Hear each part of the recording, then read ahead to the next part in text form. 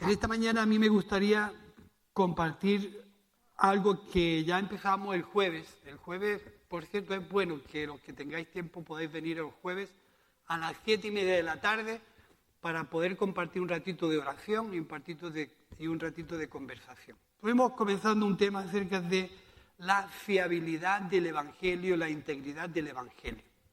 Porque hay cosas que la vida, puede que nosotros tengamos mucha confianza en lo que la vida nos proporciona, pero siempre son momentos temporales y cosas que tienen su fecha de caducidad. Es decir, no somos inconscientes para pensar que el mundo se nos ha derrumbado. Yo no sé si soy demasiado pesimista, demasiado negativa, pero el mundo se nos ha derrumbado. Se nos ha derrumbado la economía donde miles de personas que tienen más que tú y más que yo, pues están de capa caída. Se nos ha derrumbado el mundo laboral, el mundo de la salud, ya veis cómo está todo revuelto, de datos, de confianza, que si sí, que si no, y todo esto es un problema. Y si para mucha gente ese tipo de argumento era de mucha confianza, lo que entendemos es que las cosas que para nosotros nos daban confianza se nos han caído al suelo. Y tenemos que buscar algo que nos dé el nivel de fiabilidad, de fiable, de confiable, de seguro, que nos ayude a andar con confianza y nos ayude a andar con firmeza. Y no he encontrado otra cosa que la fe en Cristo. No he encontrado otra cosa que la confianza en el Evangelio. Se derrumban relaciones, personas, circunstancias, y a veces nosotros pensamos, ¿qué vamos a hacer con lo que ha caído en nuestras manos?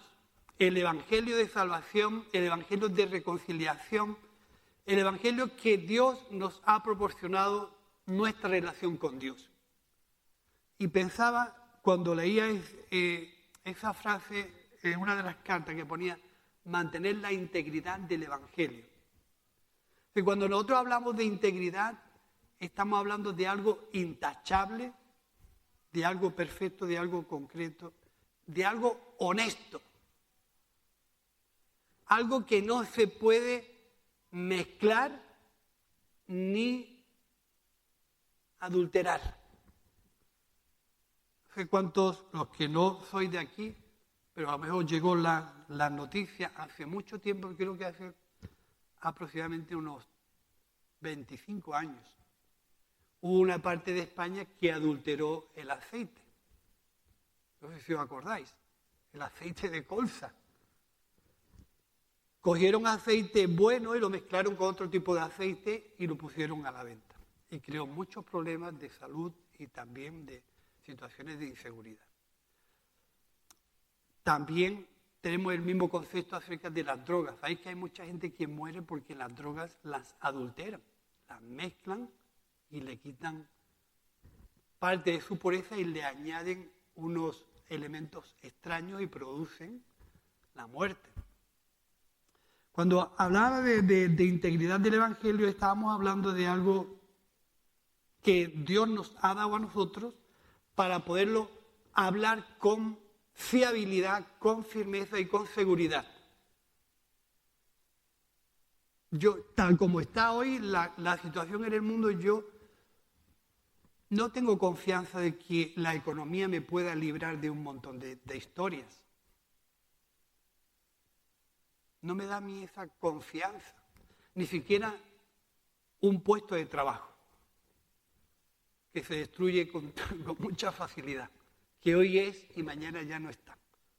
Sí, lo que Dios ha puesto en nuestras manos es algo tan honesto, tan fiable, tan seguro, que nosotros debemos de mantener esa pureza, de llevarlo a la gente con la seguridad de que le estamos dando algo fiable y seguro. Ese es el Evangelio de Jesús. Lo contrario sería tergiversar o enmarañar la noticia. Verá, tenía aquí anotado que tergiversar algo significa confundir, falsear, retocar, manipular, alterar, modificar, enmarañar y deformar. Al Evangelio no se le puede mezclar con ese tipo de historias. El Evangelio debe mantenerse en su pureza, debe mantenerse en su honestidad, porque es lo único que a nosotros nos da garantía de ofrecerlo de una manera fiable y segura a aquella gente que nos oye. No podemos mezclarlo con otras cosas. Dice el diccionario que tergiversar significa cambiar el sentido del discurso, dar una interpretación errónea de los hechos y decir lo que no corresponde a la realidad. Eso significa tergiversar algo. La palabra adulterar significa alterar la pureza de algo al añadir una sustancia extraña. Y vosotros podéis pensar, ¿de qué va el asunto hoy? ¿Por dónde va a terminar Miguel? El asunto va de que nosotros se nos ha concedido hablar y mantener la integridad del Evangelio como algo seguro que le podemos ofrecer a la gente. En este último tiempo he estado viendo y escuchando mucho al apóstol Pablo y cosas que se dicen de él, y tomándolo como ejemplo en el sentido de lo que él escribe. Todos sabemos que Pablo es el que más escribe en el Nuevo Testamento, el que más cartas ha escrito. Casi todo el Nuevo Testamento está escrito por él. Y sabemos que él sale de un círculo religioso muy firme, muy duro, donde el Evangelio se le revela de una manera muy especial y muy personal. Y él se encuentra en una situación muy compleja porque cuando él recibe el Evangelio, tiene que anunciarlo a los suyos y a los que no son suyos. Nosotros sabemos que Pedro fue enviado a predicar el Evangelio a los judíos y Pablo fue enviado a predicar a los gentiles. Pero mientras eso se da, de una manera clara y definida, Pablo tiene que hablarle a muchos de los suyos con los que había crecido de lo que le había ocurrido a él de una manera personal. Y se encuentra que viajando por un montón de sitios, las iglesias se estaban llenando de ideologías y enseñanzas extrañas, que nada tenía que ver con el Evangelio que él había recibido. Y en ese ambiente, Pablo trata de explicarle a toda la gente en qué consiste el Evangelio que se define en la persona de Jesús y en qué peso tiene. Y ahí Pablo, el antónimo de tergiversar es explicar y aclarar en qué consiste el Evangelio. Y se encuentra que había grupos que estaban intentando que el Evangelio tuviera otro sentido y otra profundidad diferente. Entre ellos estaban los judaizantes, que eran grupos de judíos que habían creído en Jesús, que habían depositado su fe en Jesús, que querían estar en aquel entonces en las sinagogas, manteniendo la parte antigua de su creencia con la fe en Jesús. Pero no teniendo bastante con eso, sino que ellos dentro de las iglesias querían que todo el mundo que confiara en Jesús tuviera la misma determinación que ellos, manteniendo las mismas costumbres, las mismas normativas, los mismos legalismos, y que esa es la forma en que había que acercarse a la fe por medio de Jesús. Pablo no tiene esa intención, sino la intención de Pablo es aclarar de una vez por todas en qué consiste la fe en Jesús y de qué manera nosotros nos podemos acercar a Dios. Y él lo aclara muy bien en el libro de los Gálatas y en el libro de Romanos y en el libro de Hebreos,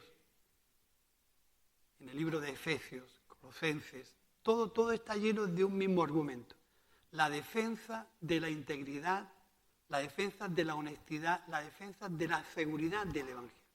El Evangelio no puede consistir en unas ideologías, en una serie de ideas religiosas y ya está. El Evangelio tiene una consistencia en la obra y el sacrificio de una persona en favor de la humanidad. Y eso es lo que a Pablo le tiene sin dormir, le quita el sueño. Para Pablo era Jesús, predicar a Jesús, predicar al crucificado, hablar del perdón de los pecados, de la reconciliación con Dios. Y eso es lo que a Pablo lo tiene continuamente entretenido. Y cuando va por las iglesias que él había fundado, se encuentra que había muchas ideologías extrañas, no solamente religiosas, sino de conductas morales y éticas. Tanto que alguna gente admitía la fornicación como una costumbre normal entre ellos. Y había ciertos hermanos dentro de las iglesias que trataban de convencer al resto de que la forma de acercarse a Jesús era el cumplimiento de unas leyes religiosas, de una normativa religiosa, de la abstinencia de alimentos que Dios creó y de que tenían en alguna manera que ser circuncidados para acercarse a la fe. Y Pablo aclara eso muy bien en el Concilio de Jerusalén, capítulo 18 del libro de los Hechos. Se encuentra allí, porque esto es otra cosa que muchas veces nosotros no apreciamos. Lo que Pablo recibe se desarrolla a lo largo de muchos años en su vida. Pablo, sabemos que en el capítulo 9 del libro de los Hechos, él recibe un toque del Señor, el Espíritu Santo lo toca y Dios inicia un trabajo en el corazón de Pablo. Pero de ahí hasta que él va a hablar con los principales de la iglesia de Jerusalén, pasan muchos años. Y ahí es donde él se encuentra con Pedro, con Juan, con Santiago, y le explica lo que había ocurrido en su vida. Capítulo 18 del libro de los Hechos. Y Pedro también cuenta lo que le había pasado a él con la experiencia de Cornelio y con toda la gente cuando él va a predicar el Evangelio. Entonces hay dos bandos. Uno que quiere mantener las costumbres antiguas, que Pablo dice, bueno, si queréis mantenerlas, las mantenéis, pero a estos que comienzan un camino nuevo de fe, no les impongáis vuestras leyes morales y éticas, porque eso es para vosotros solo si queréis mantenerlo. Entonces, la idea de Pablo es aclarar principalmente en qué consiste el Evangelio y cómo se llega uno a Jesús y qué es lo que obtenemos por medio de Jesús. Y trata de que el Evangelio no se adultere, no se mezcle, no se enmarañe, no se confunda, no se altere, no cambie el sentido que éste tiene, que es únicamente lo que dice Juan 3:16. De tal manera amó Dios al mundo que envió a su Hijo o a su único Hijo para el perdón de nuestros pecados. Eso es lo que centra el trabajo de Pablo. Yo quiero que todo el mundo entienda que Cristo ha venido para el perdón de los pecados y la reconciliación del hombre con Dios. Y ahí no hay ni judío, ni bárbaro, ni escita, ahí no hay distinción de razas. Ahí Cristo ha venido para el perdón de los pecados de todos los hombres. En eso consiste el Evangelio. En que el hombre pueda entender el acto más grande que Dios ha hecho en favor de ellos. Y es lo que a Pablo le trae de cabeza. Él trata de explicar una y otra vez que esto es la realidad del Evangelio. ¿Qué es lo que ocurre? Que se encuentra con muchas historias que están mezclándose y entremetiéndose en esa idea. Y decíamos el jueves, que había una frase de Groucho Marx, algunos ya la saben, ¿Sabéis lo que decía Groucho Marx? Estos son mis principios, pero si no te gusta, tengo otros. Eso no se puede dar en los creyentes en Jesús. Porque si los fundamentos son destruidos, ¿qué ha de hacer el justo? Dice el Salmo 11. Si no te gusta esto, pues tengo otra forma. Entonces, cuando Pablo, en el capítulo 1 de Gálatas, habla muy sinceramente, porque parece que está un poco molesto y un poco cabreado y un poco indignado, porque había mucha gente que estaba añadiendo, cambiando el sentido de lo que el Evangelio significa. Para nosotros es muy importante que entendamos esto porque a mí se me ha caído el mundo, yo no sé a ti, pero a mí sí. Y yo cuando hablo con la gente ya no tengo confianza en presentarle otra cosa que no sea el Evangelio de Jesús. No tengo un argumento firme y seguro que brindarle a la gente y decirle, confía en esto. Porque todo lo que yo pueda anunciarle o decirle va a ser o tiene su fecha de caducidad en poco tiempo. No tengo seguridad en decirle, mire usted, esto le puede dar seguridad, esto le puede ayudar. A mí me se ha caído el mundo, yo no sé a vosotros, pero a mí sí. Yo hoy en día no tengo confianza de ofrecerle a nadie nada con fiabilidad de que le dure. De alguna manera estoy pues manteniendo lo único que me da ilusión, lo único que me da esperanza, lo único que me da fuerza es haber conocido a Jesús y tener la seguridad de que es algo eterno que no lo va a deteriorar ni el tiempo, ni los años, ni las circunstancias, ni la intervención del hombre. Es algo fiable al máximo. Y Pablo se encuentra en el libro de los Gálatas y dice, me asombra que tan pronto estéis dejando a quien os llamó por la gracia de Cristo para pasaros a otro evangelio.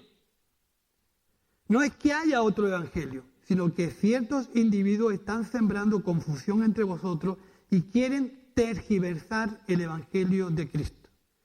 Pero aún si uno de nosotros o un ángel del cielo predicara un evangelio distinto al que os hemos predicado, que caiga bajo maldición.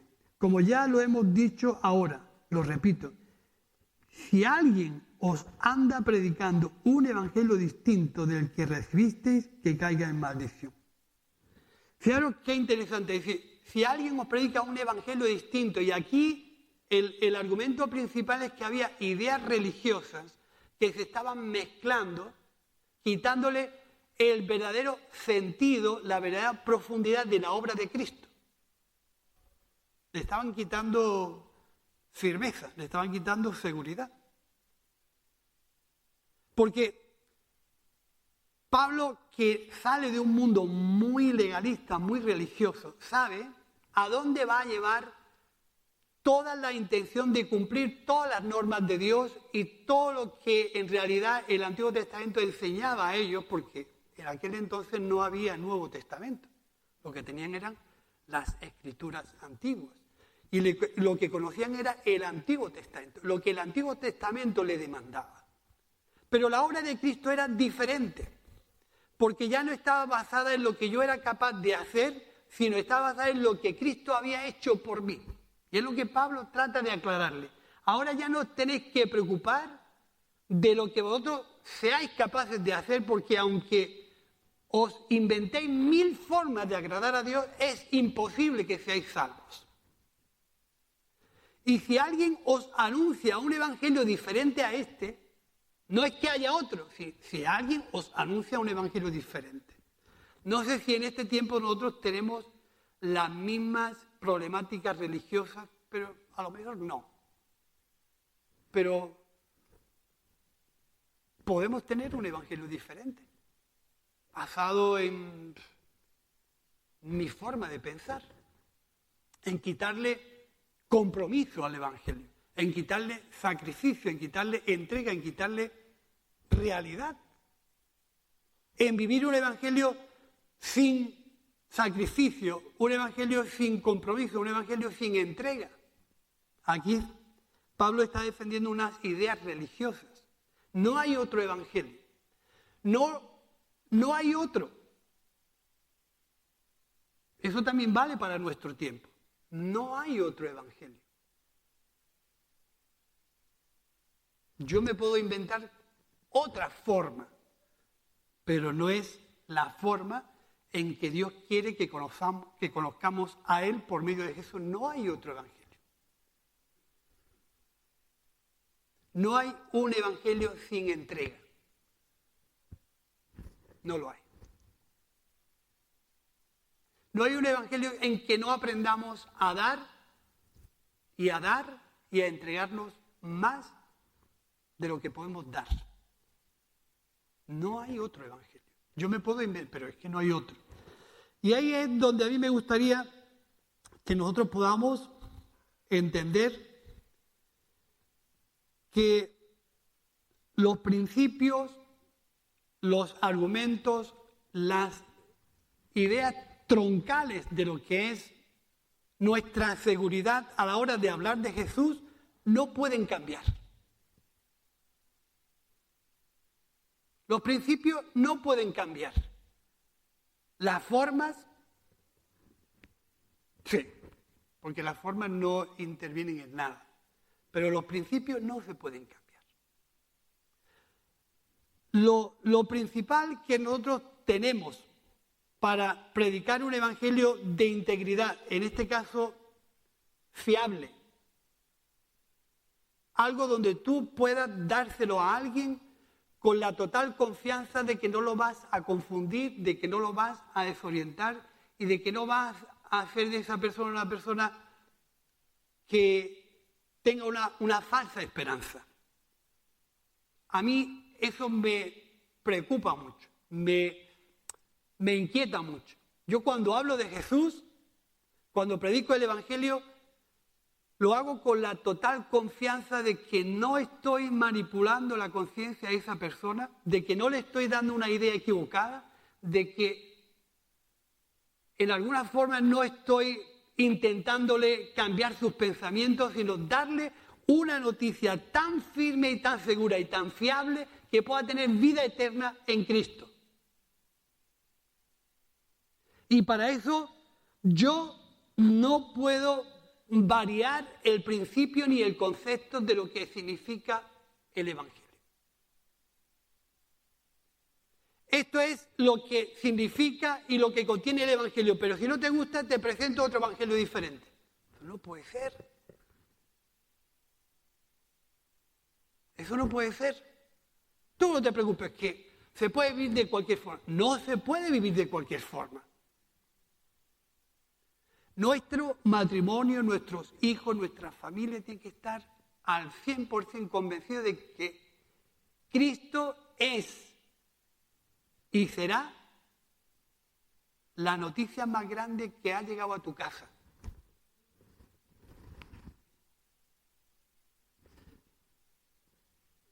Yo eso no lo puedo pervertir por otra cosa.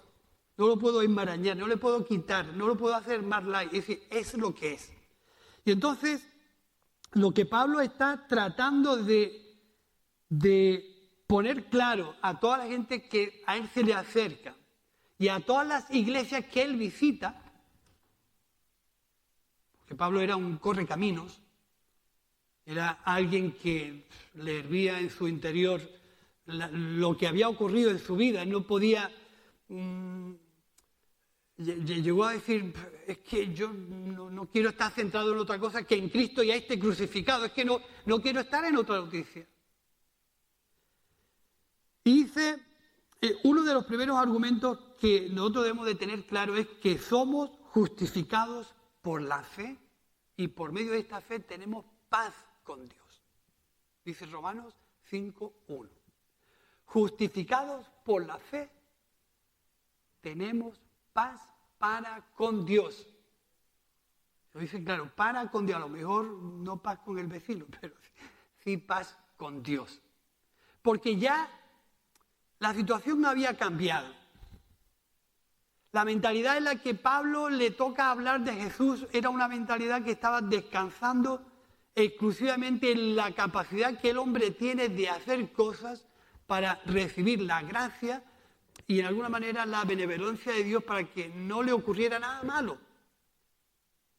Pero Pablo quiere quitarle ese cambio de sentido y le aplica lo que a él le había ocurrido.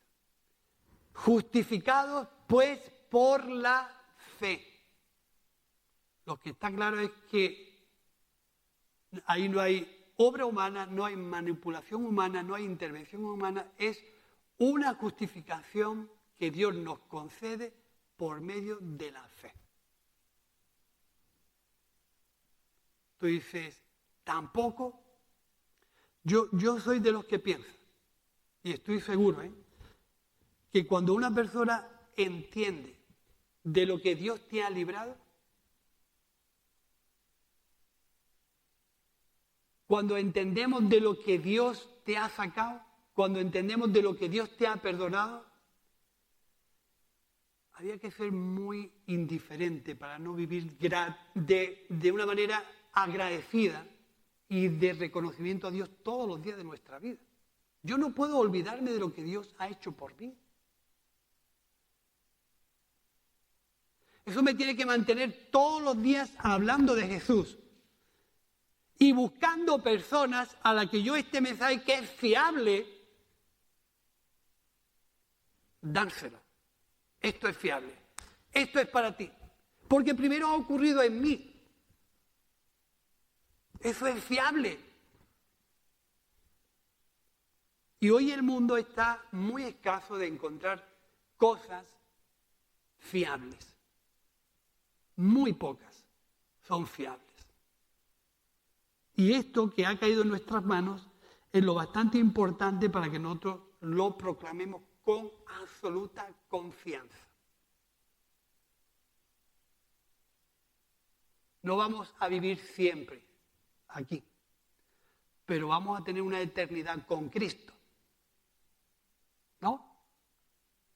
¿Eso es seguro? ¿Es fiable? ¿Es firme? ¿Lo podemos hablar? Pues vamos a hablarlo. Vamos a hablar de la obra de justificación de Cristo. La fiabilidad del Mesías. ¿Cristo es alguien fiable? Es decir, fiar muchas veces cuando el emisor tiene que decir algo, tiene que tener la garantía de que aquello que va a decir, eso tiene garantía es que si no estamos engañando a la gente. Si no hay eternidad, ¿qué hacemos? Si Cristo no resucitó, pues como decía Pablo, comamos y bebamos porque mañana nos vamos a morir como todos. Pero yo tengo que llevarle una seguridad a la gente de que Cristo es real. ¿Qué tenemos? Que la Biblia habla de que el Mesías es el enviado de Dios. El segundo punto donde nosotros tenemos que hablar con seguridad es que si somos justificados por la fe, el Mesías es el enviado de Dios. Jesús es el enviado de Dios. Y si Jesús no resucitó, nosotros no tenemos nada que decir. ¿Qué le decimos a la gente? Le metemos una estructura religiosa, un culto, es decir, unas palmas, unas canciones, y eso es todo. Pero ¿y cuando nos muramos? ¿Qué va a pasar de la gente que le hemos llenado los oídos? Fijaros lo importante que es estar seguro de que Cristo le va a perdonar los pecados, lo va a reconciliar con Dios y le va a dar una eternidad para siempre. Eso es fiable. Eso es honesto. Eso no se puede cambiar por otra cosa. Cuando en el capítulo 9 de Lucas, Dios habla desde el cielo y dice, este es mi Hijo amado al que yo he escogido, a este tenéis que escuchar. yo no sé qué más necesitamos para tener las garantías que el cielo mismo ha aprobado a Cristo como el que ha reconciliado a Dios con el hombre. Eso es fiable. Es decir, yo de verdad que en este último tiempo pues andaba un poco fastidiado, roto. Porque bueno, esto se ha roto, aquello se ha roto. Entonces, ¿qué nos queda? Y si esto tiene ciertas dudas, pues entonces, mira, mejor me voy. ¿Me entendéis? Es decir, si todo lo que hay alrededor nuestra se ha roto y el Evangelio lo mezclamos, lo cambiamos, lo alteramos, lo enmarañamos y le quitamos intensidad y le quitamos fuerza, yo no sé, puedo decir que el Señor lo recoja porque no tenemos mucha solución. Pero ahora, decía Pablo, ahora Cristo ha resucitado. Y esto es firme. Y esto lo tengo que proclamar. Y esto lo tengo que anunciar porque este es el Hijo de Dios. Este es el acto más grande que Dios ha hecho en favor de la humanidad, es enviar al Hijo de Dios. Y además lo ha atestiguado desde el cielo. Este es mi Hijo amado en el que yo tengo pura confianza. A este tenéis que oír. Eso es fiable. La tercera cosa que me gustaría dejaros es la veracidad de la Escritura. Estamos hablando de la integridad del Evangelio como algo fiable. La justificación por la fe, Cristo como Mesías enviado de Dios y la veracidad de la Escritura. Si la Escritura para nosotros advierte dudas con respecto a la noticia, también tenemos un problema. Pero dice 2 de Pedro, capítulo 1, versículo 12, dice, antes de todo, tener claro que ninguna profecía de la Escritura surge de interpretación privada de nadie, porque la profecía no ha tenido su origen en la voluntad humana, sino que los profetas hablaron de parte de Dios inspirados por el Espíritu Santo. Yo me pregunto, ¿puedo yo presentar la Biblia como el argumento principal del deseo, la voluntad y el sentimiento de Dios al mundo como una escritura fiable? Es decir, yo me planteo que cuando yo voy a hablar de la escritura, yo tengo que tener seguridad de lo que presento. Si no, mi honestidad no me permite, de verdad.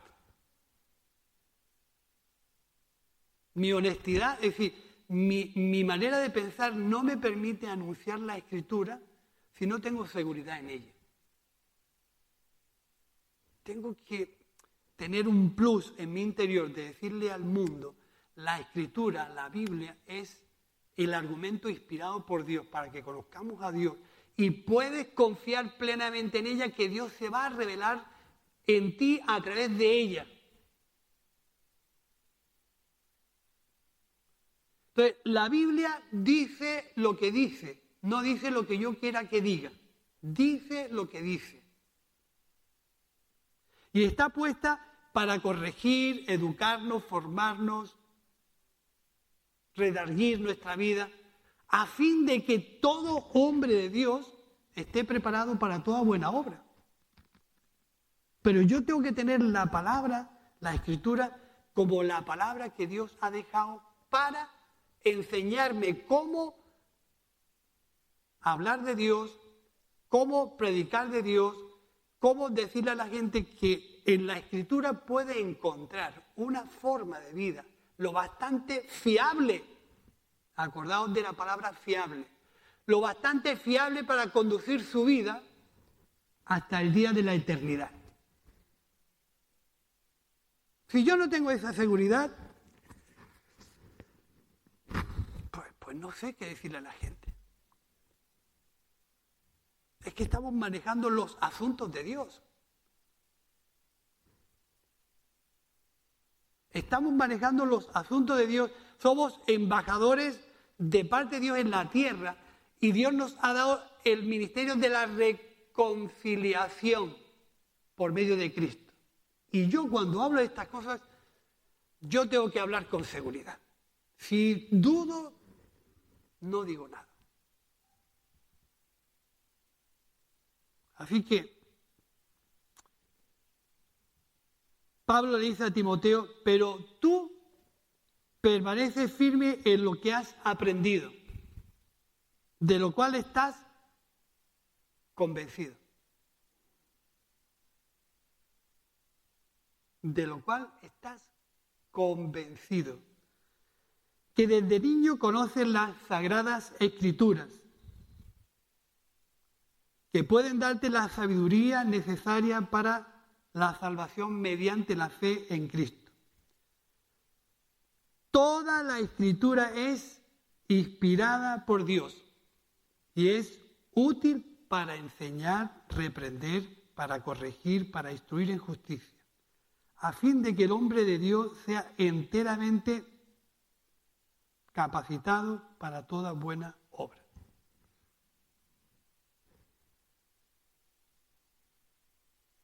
No sé, esto a mí me da esto no quiere ser, yo no quiero decir que tengamos que ser literalistas de la letra. La escritura es inspirada por Dios. Y a mí me da garantía decirle a la gente, mira, puedes leer la Biblia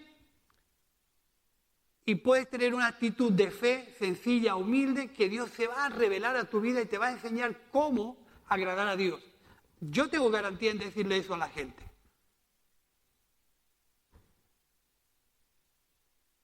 ¿Cómo es que la obra de Dios en Pablo se le revela de una manera tan profunda, tan intensa, y llega a entender todo este tipo de historias? No fue fácil para él, pero llegó a comprender a Dios. No solamente llegó a comprender a Dios, sino que comprendió cómo tenía que transmitir el mensaje. Comprendió cómo y en qué condición estaba la gente para oír lo que él tenía que decirle. Dice, y me hice a unos de una forma, a otros de otra, a otros de otra, con el fin de ganar a cuantos más mejor para Cristo. Lo que quiere decir que muchas veces la transmisión del Evangelio no es una pelea en contra de lo que el otro piensa, sino una exposición de lo que Cristo ha hecho por las personas. De lo que Cristo ha hecho en favor de las personas. Y el resto lo hará Dios. Hablaba el otro día en casa de Sandra con una mujer que es amiga suya. Se quedó un poco ahí con ganas de seguir hablando, pero bueno, ahí se quedó. Y sabe, ella es una católica convencida, además honesta, pura, de las que a mí me gustan.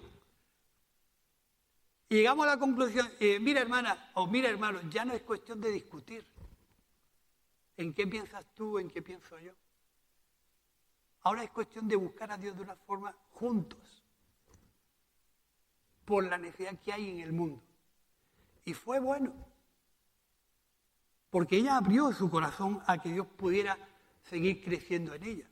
No hablamos de tú crees en esto, tú crees en aquello, esto es mentira. Yo no me metí ahí, yo me salí de ahí. Pero me gustó mucho porque hice lo que quería hacer, hablar de Jesús. Y eso la cautivó un poco de su corazón. Y no llegamos a contradecirnos ni a pelear, fue bueno. Entonces, para Pablo, este tipo de historia era principalmente su argumento. Quiero hablar de Cristo. Quiero hablar de la obra de Cristo. Quiero hablar de lo que Dios ha hecho por medio de Cristo. Quiero explicar por qué la gente necesita acercarse a Dios a través de Cristo. Y eso fue su argumento principal. Y el cuarto punto que a mí me gustaría dejar es que la iglesia tiene que estar asentada sobre un buen fundamento. Y ya Jesús hablaba en el capítulo 7 del Evangelio de Mateo del fundamento. ¿Por qué un fundamento? Porque los fundamentos nos dan seguridad, ¿no? Si hablamos de una construcción, ya Jesús puso ahí el ejemplo y dijo, el que funda su casa sobre la arena no puede tener mucha seguridad que esto le dure. Mientras haya sol y no haya viento, la casa le durará, pero como venga una ventolera buena, entonces lo lleva todo al traste. Así que procurar poner un buen fundamento a vuestra fe, para que cuando os ocurra lo que le ocurre a todo el mundo, enfermedad, falta de salud, falta de trabajo, falta de economía, muchas historias, para cuando eso venga, que vendrá por los creyentes y con los no creyentes, tengáis un fundamento que os haga permanecer firmes.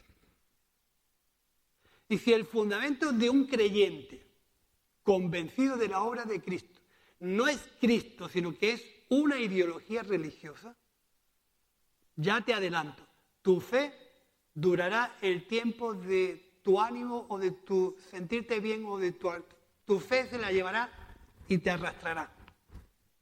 Y seas con 15, con 20 años, con 30 años de asistir a la iglesia, tu fe se la llevará y no tendrás nada. Porque no te esforzaste en poner un buen cimiento. Y si no tienes un buen fundamento, que Dios se apiade de ti y de tu fe y de tus circunstancias, porque tu vida será una ruina, como dice el texto de Mateo. Y fue grande su ruina. El fundamento es principal. Si el fundamento de tu fe es la estructura de la iglesia, tarde o temprano tu fe se caerá. Si el fundamento de tu fe son las relaciones, tarde o temprano las relaciones se romperán.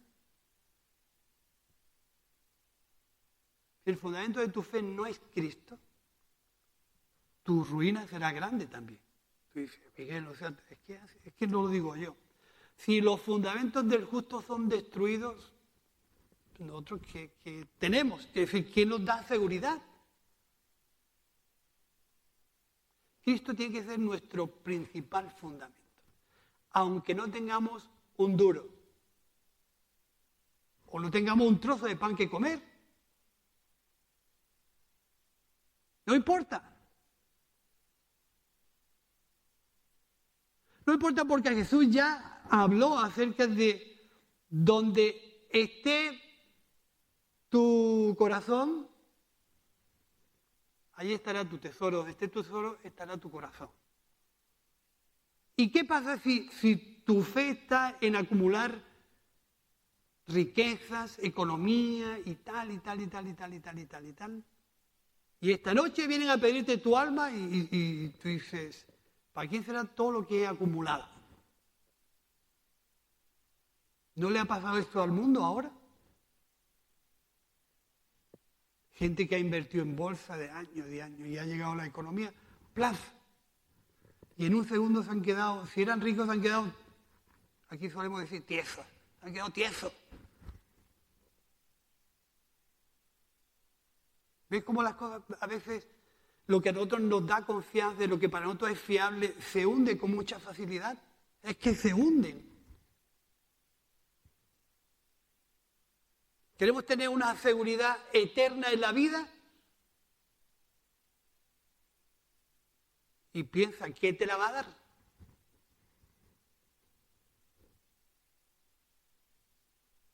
Todo el mundo está esperanzado en la famosa vacuna que no tenga complicaciones, que no tenga alteraciones, no sé cuánto, para arriba y para abajo.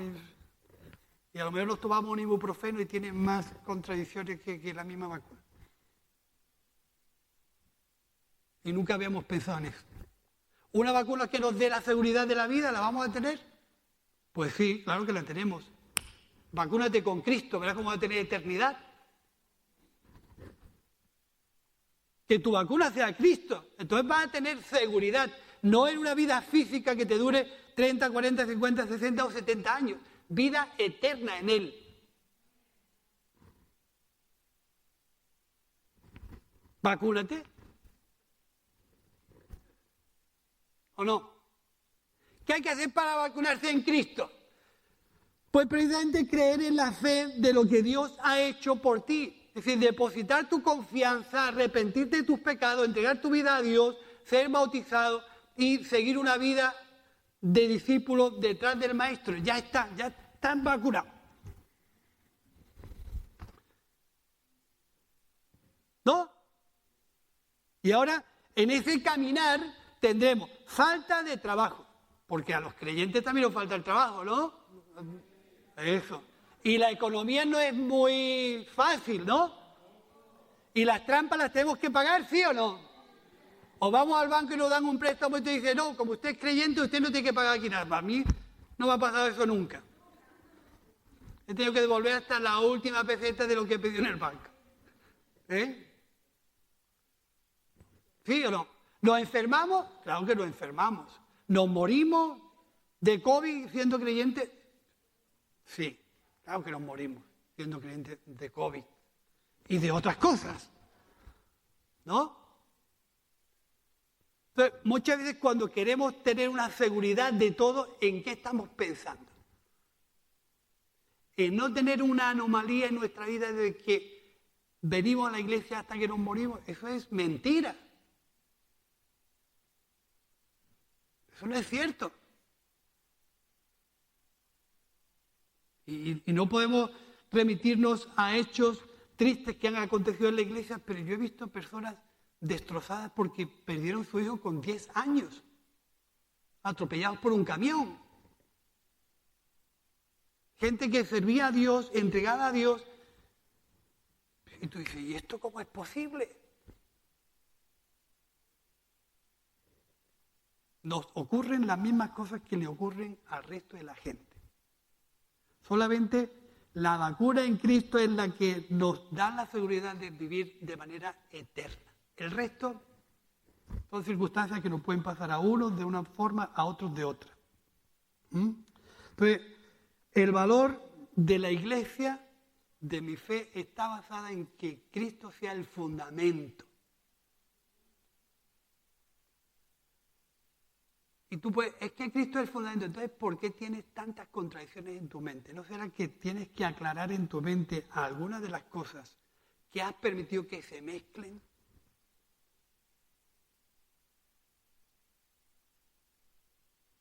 ¿No será que la semilla está creciendo en tu corazón mezclada con otro tipo de historias y no le permiten crecer de manera correcta?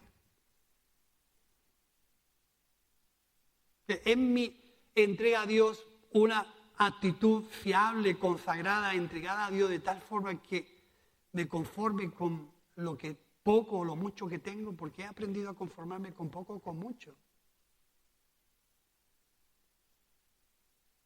Yo creo que aquí ninguno hemos llegado a ser ricos, ¿no? ¿O sí? Llevamos toda la vida comiendo mortadela, ¿no? Si algún día pasáramos de la mortadela al jamón, pues difícilmente nos gustaría pasar del jamón a la mortadela otra vez.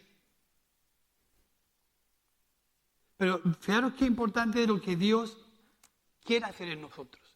El fundamento principal de nuestra fe tiene que ser Cristo como la base más fiable de lo que nosotros podemos decirle y entregarle a la gente.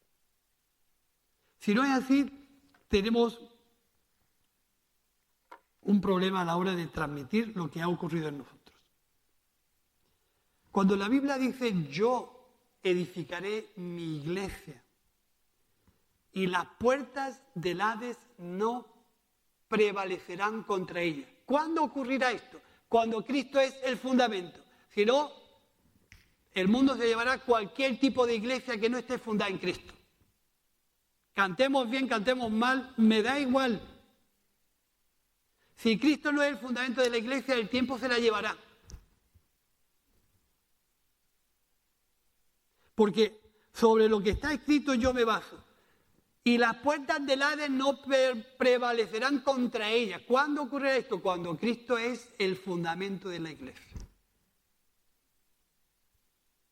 Por eso es bueno revisar nuestras convicciones.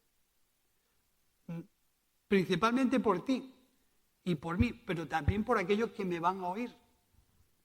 Yo no quiero manipular la fe de nadie ni la vida de nadie, ni quiero entregarla a unas historias fantásticas, religiosas que a mí me gustan. No. Quiero entregarle un mensaje fiable de tal manera que a esa persona que entrega su vida a Cristo tenga la seguridad de vivir eternamente en Cristo. Y si no es así, yo no hablo, ni digo nada. Tengo que tener esa seguridad en mi interior. Si yo predico a Cristo, tú vas a estar un día con Cristo, fijo, porque así la Escritura me lo expresa. Y como yo tengo seguridad en la Escritura, eso es lo que te digo. Y no confundo a nadie. No manipulo a nadie, no enmaraño a nadie. Ahora, les explico en qué consiste mi entrega a Cristo. No consiste en una prosperidad económica, no consiste en una vida sin enfermedad, no consiste en una vida sin carencia, no consiste en una... Te voy a decir en qué consiste. Consiste en una vida entregada a Cristo de tal manera que toda la vida te vas a encontrar dando. Pero bueno, si lo que tengo necesidad soy yo, pues lo que el Evangelio te va a pedir es dar. Y si esa persona se entrega a Cristo con ese tipo de argumentos, le estamos dando un evangelio fiable donde no se lleven sorpresas, ni hablen nunca en contra de Dios, ni deshonren a Dios porque los planes que tú le explicaste no le han salido, ni porque le prometiste que su matrimonio se iba a arreglar y al final no se arregló. No prometas lo que la Biblia no te dice. Prométele lo que la Biblia te dice. Reconciliación, perdón de pecados y vida eterna en Cristo. Fijo, dile eso, que no lo equivocas. Y es importante que nosotros seamos capaces de decir que esto que ha caído en nuestras manos, como decía Tito, esto es una noticia de confianza. Esta noticia merece confianza. En esta noticia merece confiar. Esta noticia merece que la publiques. Esta noticia merece que la proclames. Esto es fiable. Y eso en alguna forma es lo que a mí me hace estar seguro hoy en día. Hoy yo estoy seguro. No de cuándo me voy a morir. ¿Puede pasar hoy? Espero que no, porque quiero ir a tomarme una cerveza con un plato de pescado. Espero que hoy no sea. No sé cuándo va a pasar, pero es lo que menos me preocupa. Eso es lo que menos me preocupa, el día en que yo me vaya a morir. ¿Por qué? Porque Cristo es mi seguridad. ¿Por qué anda el mundo tan revuelto? Porque no tiene una noticia fiable donde descansar. Y nosotros somos esa parte que nos ha tocado hablar de la firmeza del Evangelio, de lo fiable del Evangelio, de lo auténtico del Evangelio, de lo honesto del Evangelio, de lo sencillo del Evangelio, de lo claro que es el Evangelio. Y ahora estoy seguro que el justo por la fe vivirá. El justo por la fe vivirá. Si tenemos tantos argumentos fiables en la Biblia, ¿por qué muchas veces estamos preocupados por qué hemos de comer o qué hemos de beber? ¿O qué hemos de vestir? Si la demanda de Jesús es poner primero el reino de Dios y su justicia, el reino de Dios y su justicia, y todo lo demás vendrá añadido. ¿Qué es el reino de Dios? Llevar las normas, La esperanza, la ilusión, el perdón y la reconciliación de Dios al corazón de la gente y que la gente viva conforme a esa noticia. Ese es el reino de Dios. El reino de Dios no es llenar de normas religiosas a la gente a cazar pecadores por ahí porque nosotros somos mejores. Ese no es.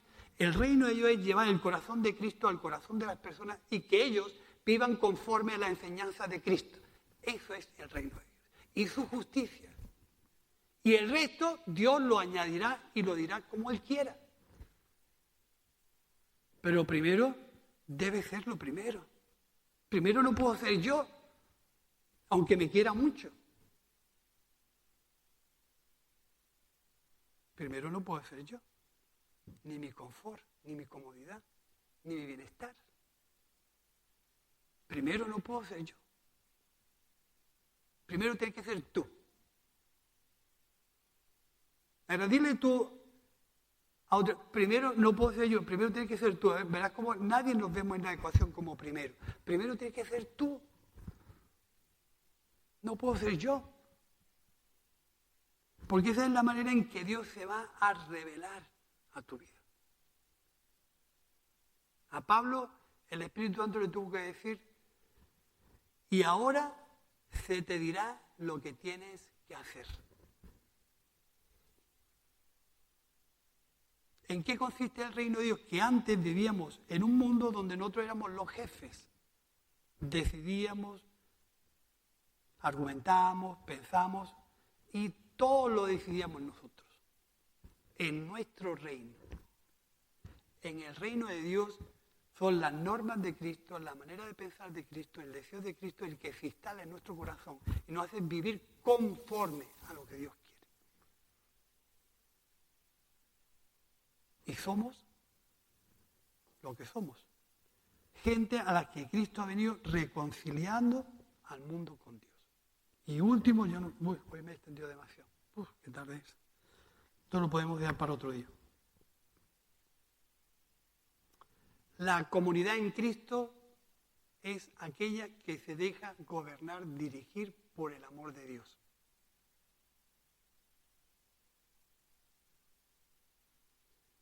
Si no hay amor de Cristo en nuestro corazón, porque Cristo no es nuestro fundamento, estamos siendo el panoli. Estamos siendo unos fantasmas espirituales.